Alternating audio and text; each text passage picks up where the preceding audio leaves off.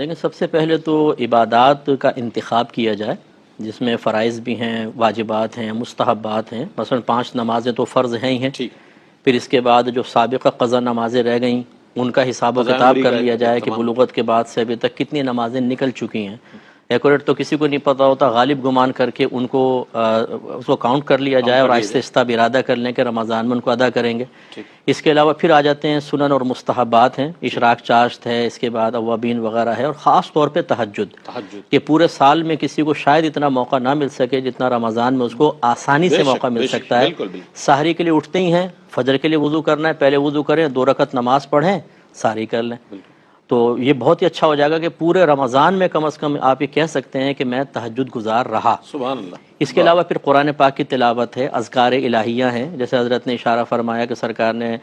فرمایا کہ جو اس رمضان کے مہینے میں کوئی نفل کام کرے گا تو فرض کے برابر، اور ایک فرض 70 فرائض کے برابر ہوگا۔ تو اس کا مطلب ہے کہ نوافل بھی اگر اختیار کریں گے، مستحبات، تو اس کا درجہ بہت ہی زیادہ ہے، اس کا ثواب بہت بڑھ گیا ہے۔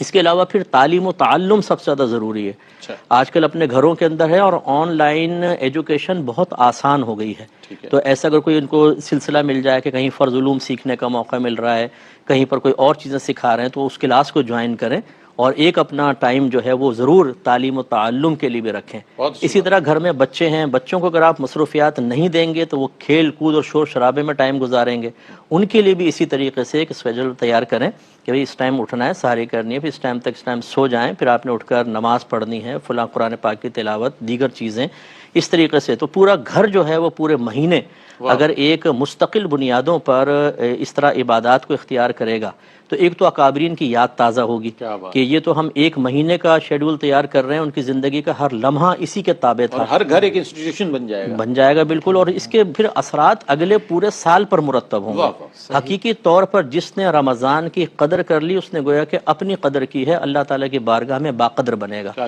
تو اس لیے ان دنوں کی زیادہ ہمیں قدر رکھنی چاہیے۔